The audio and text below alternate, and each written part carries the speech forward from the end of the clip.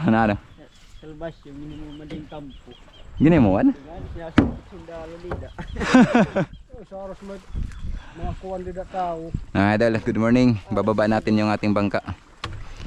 Ito lang muna yung content natin ngayon. Laki ng alon. Ilang araw na walang pamana. Didi. Dito si Idol GP. Tangan anak niya. Prinsipe. Sit lang na baby. Basta di ka matumba baby ha. Ano? Sa, dua, tulo.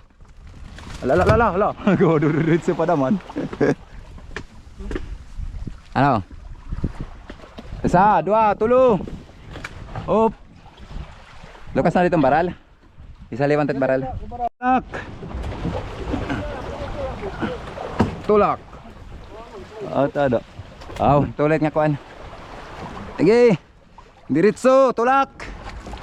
Oh, goy. Ito na. Sige, diretso. Up. Oh, thank you. Siya. Yan na. Ala, jumbo. Ay, salamat. Na, baba na. Hindi na para malungsong. Dali, buka na.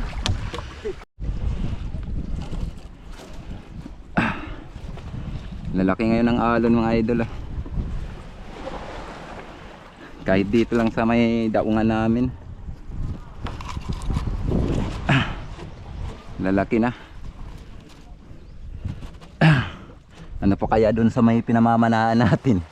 Ito yung palatandaan ko na malalaki yung alon dun sa may pinamamanaan natin idol, mga idol, pag ganito na magalaw yung tubig dito sa may daungan. Okay, alright. Merienda time. Yan yung anak ni Idol GP oh. Nagme-merienda na. Nagduso daw siya, nagtulak daw siya ng bangka.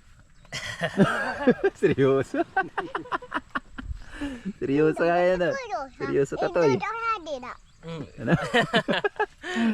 Insig.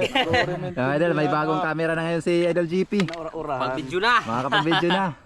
Salamat nga pala kay Idol Marcelo Bernaldez sa pag-sponsor. Salamat Idol. Makakapag-video na ulit si Idol GP. Makapag-vlog na ulit. A few moments later. Ayan mga idol, ito lang muna yung ano natin ngayon, adventure natin, yung pag ano ng bangka, pagbaba. Tapos ito, i-ano na rin natin, i-insert na rin natin tong pag reveal sa pana natin na ginagamit kasi may butihing viewers tayo na gusto niya makita yung mechanism. Ito yan, di pindot-pindot lang yung ano natin pana. Yan, putulin natin, tanggalin natin yung tali. Talian ko na lang ito mamaya para makita yung mechanism, naka-mekanismo niya. Yan. Yan lang oh.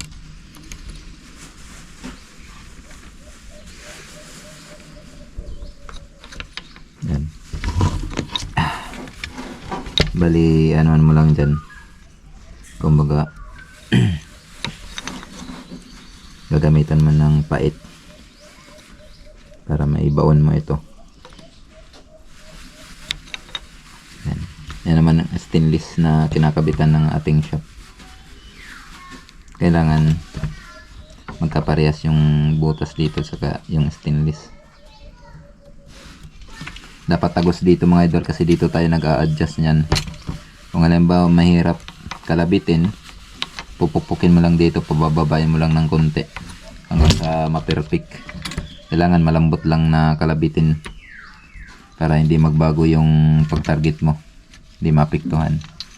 Tapos kailangan hindi rin kusa nagre-release. Kailangan sakto lang, hindi kusa nagre-release kahit napukpukin mo hindi magre-release. Ito naman yung ating shop. Kita natin yung shop natin. Yan lang. Yan ang butas oh. Ito naman yung sabitan natin ng ating rubber. Punta naman tayo dito sa dulo. Bali yung kahoy natin, ano to, yakal. Kahit na hindi masyadong makapal, pag ganitong matibay na kahoy, yakal. ano nga lang to, yung lapad nito is 1.2 inches.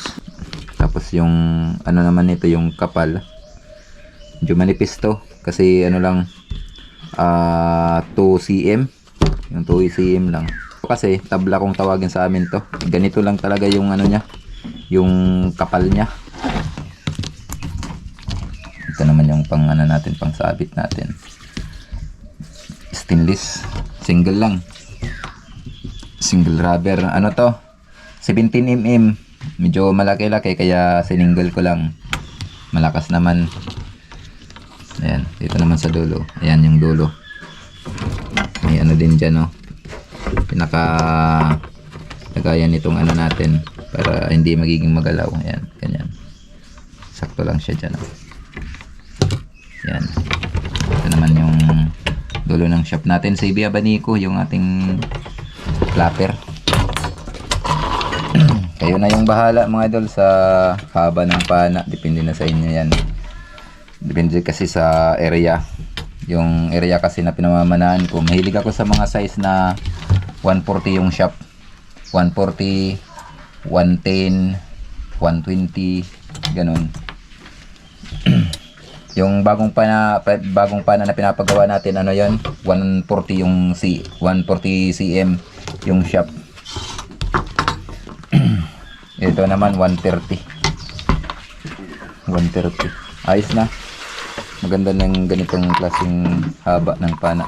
Dahil bali kinabit na natin ulit. Yan. Tinali ko na. Ganito na yung forma niya. Dapat pag nagano kayo ng kahoy, medyo malapad-lapad. Kung makakano kayo ng 4, mga 4 inches na kahoy, mas maganda kasi mapapaganda yung mapapakurtihan nyo. Kailangan kasi naka-curve dito sa may hawakan nyo, para pag nag-asinta kayo, medyo mas komportable. Manipis lang talaga na kahoy ito, mapapansin nyo ito. Ayan. Ayan yung mga tanda. Hindi ko na nilinis kasi kung inano pa natin to, dinaanan pa natin yan ng katam o kaya planer o kung ano pa man, mas lalong ninipis. Kaya ganito na lang, oh. Rap na rap. Kung ano lang yung ano ng kahoy.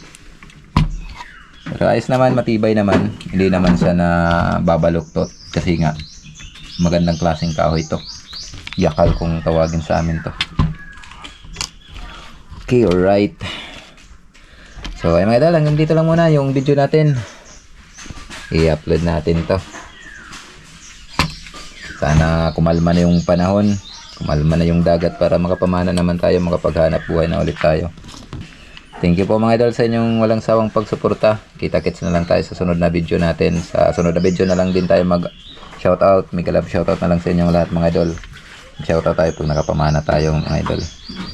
Hanggang sa muli, maraming salamat. Ingat po tayo lagi and God bless.